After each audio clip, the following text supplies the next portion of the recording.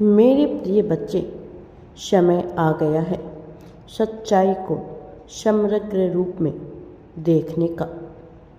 अपने भीतर के तत्वों को पहचान कर एक नए मार्ग का अनुसरण करने का, नए व्यक्तित्व को निखारने का, नई आदतों को बनाने का। ऐसी आदतें जो तुम्हें प्रगति के मार्ग पर लेकर जाए, ऐसी आदतें जो तुम्हारे उत्थान में सहायक हो। मेरे प्रिय बच्चे, तुम्हारे लिए जीत की दिव्य डोर अब बांधी जा रही है।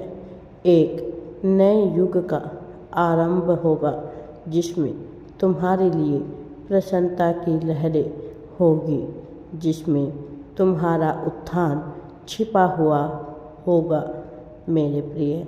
और यही कारण है कि आज तुम्हें इस संदेश को अवश्य ही पूरा सुनना है मेरे प्रिय बच्चे।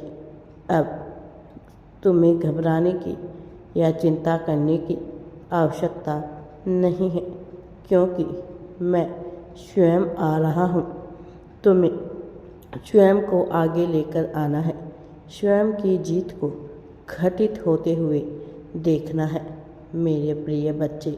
नई राहें बिछ रही है, नया मार्ग बन रहा है।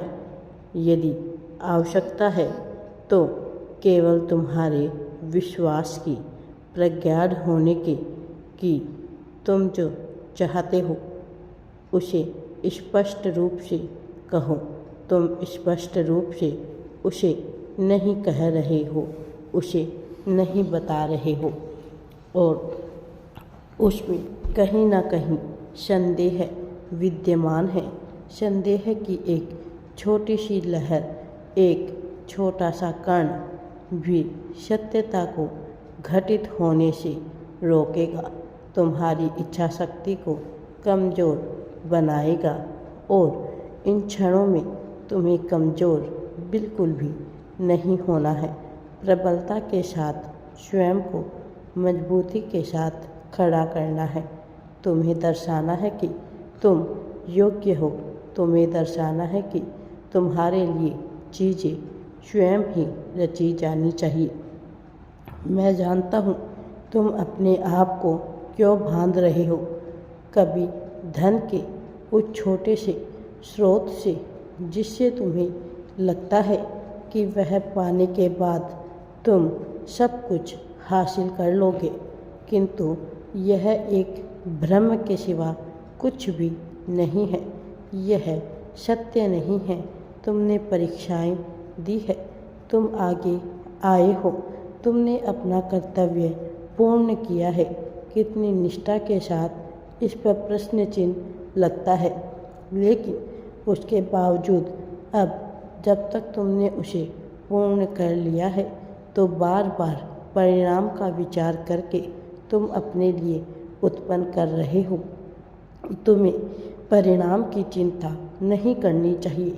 मैंने प्राथमिकता में ही कहा था, किंतु तुमने अपनी प्राथमिकता उस छोटे से स्रोत के साथ बांध ली। वह तुम्हारी प्राथमिकता नहीं हो सकता जब तक तुम उसे साधन के रूप में नहीं देखते, जब तक तुम उसे यंत्र के रूप में नहीं देखते, अस्त्र शस्त्र के रूप में नहीं देखते, तो भला आगे कैसे बढ़ोगे।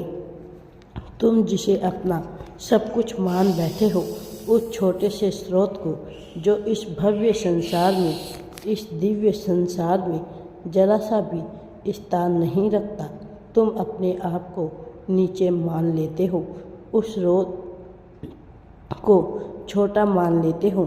तब तुम ब्रह्मांड को भी नीचा दिखाने का कार्य कर रहे होते हो। मेरे प्रिय बच्चे, विश्वास की शक्ति का प्रयोग करो, संकल्प की शक्ति का प्रयोग करो। संकल्प के साथ तुम्हें साधना के पथ पर आगे बढ़ना है। यह बहुत सरल हो सकता है यदि तुमने इसके रहस्य को जान लिया, अथवा यह दुष्कर ही प्रतीत होता रहेगा।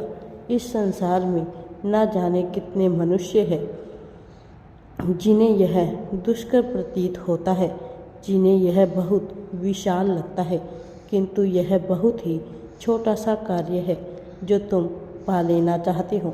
मैंने तुम्हारी संभावना बहुत विशाल रखी है। मैं निरंतर चाहता हूँ कि तुम बड़ा सोचो, लेकिन तुम बार बार स्वयं को बांध रहे हो उन छोटे से कार्यों में। मेरे प्रिय बच्चे, यह उचित नहीं है, यह बिल्कुल भी कारगर नहीं। तुम उस वृक्ष के समान हो जो अत्यंत ही विशाल है, जिसका फल एक अलग तरह से कार्य करता है, किंतु तुम उन छोटे छोटे वृक्षों को देख रहे हो जिनकी छाया में अन्य लोग आकर उसका गुणगान करते हैं, और तुम अपनी तुलना किए बैठे हो, स्वयं को कमज़ोर मान रहे हो। यह तुलना बैतूकी है, बेमानी है। इस संसार में हर किसी का स्थान पृथक होता है, हर किसी का स्थान अलग होता है। भले ही वह सब कुछ एक धातु से बना हो, भले ही समस्त जीव एक निश्चित तत्वों से बने हों, कि सबके कार्य प्रणाली अलग होती है, सबके उद्देश्य अलग होते हैं, सबका लक्ष्य अलग होता है, सबकी आधारशिला अलग होती है, सबका कार्य अलग होता है। सोने से बना हुआ एक आभूषण जो कंगन कहलाता है, वह कानों में नहीं पहना जा सकता, वह हाथों की शोभा बढ़ाने के लिए ही होता है। उसी प्रकार से उसी धातु सोना से गढ़ा हुआ एक बाली कानों में पहनी जाती है, उंगलियों में नहीं। सोने की अंगूठी नथुनी का कार्य नहीं कर सकती, सोने की बिछिया हार का कार्य नहीं कर सकती, किंतु सब कुछ एक ही धातु से निर्मित है, सब उसी परम चेतना से निर्मित है जिससे तुम हो। इसी प्रकार मनुष्य का जीवन भी, तुम्हारा उद्देश्य अलग है। तुम अपनी तुलना उस वर्षों से किए बैठे हो जिसकी ऊंचाई कम है, जिनकी छाया में लोग सो रहे हैं, जिसकी छाया में अन्य पशु पक्षी बैठते हैं, किंतु तुम उस विशाल वृक्ष के समान हो जिस पर गीध बैठता है, जिस पर गरुड़ बैठता है, जिस पर ना जाने कितने ही अन्य जंतु बैठते हैं। वह अन्य लोगों को फल देने का कार्य करता है, अन्य पक्षियों के लिए घर बनाने का कार्य करता है।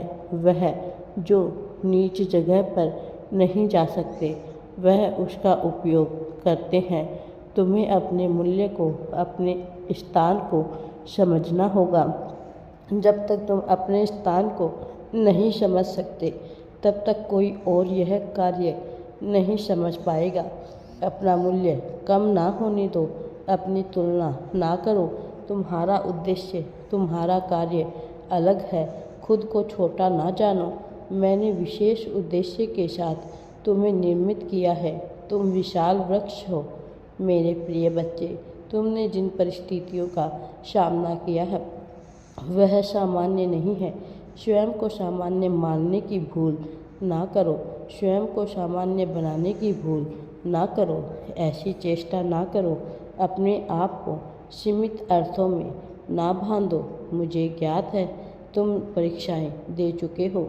मुझे ज्ञात है तुम विभिन्न प्रकार की समस्याओं का सामना कर चुके हो, विभिन्न प्रकार की परिस्थितियों से बाहर आ चुके हो। बहुत तैयारियां भी की है तुमने, किंतु तुम जब उसके साथ अपने आप को बांध ले रहे होते हो तो छोटे से लक्ष्य के साथ बांधने के कारण तुम विशाल ब्रह्म स्वरूप को नहीं देख पा रहे। वो जो तुम्हें दिया जा रहा है, वो जो तुम्हें प्रदान किया जा रहा है, उसे समझ नहीं पा रहे। ऐसी भूल ना करो। यह भूल तुम्हें पीछे धकेलने का कार्य करेगी। मैं नहीं चाहता कि तुम पीछे हो, मैं यही चाहता हूँ कि तुम प्रगति करो। यह चाहता हूँ कि हर तरफ तुम्हारी चर्चा हो, तुम लोगों का उद्धार करो। तुम अपने उद्देश्य को समझकर उस विशाल लक्ष्य को प्राप्त कर सको जिसके लिए मैंने तुम्हें बनाया है। इस कार्य में तुम्हारा सहयोग करने के लिए तुम्हारा गुरु, तुम्हारा साथी अवश्य ही होगा। तुम्हें करना होगा जिन चुनौतियों का तुमने सामना किया है वह एक सीख थी। उस सीख का लाभ लो, अपने भीतर झांक कर देखो, अपनी आत्मा में जाकर उस परम चेतना से जुड़ने का कार्य करो। मैं सदैव तुम्हारे साथ हूँ। हर हर महादेव जी।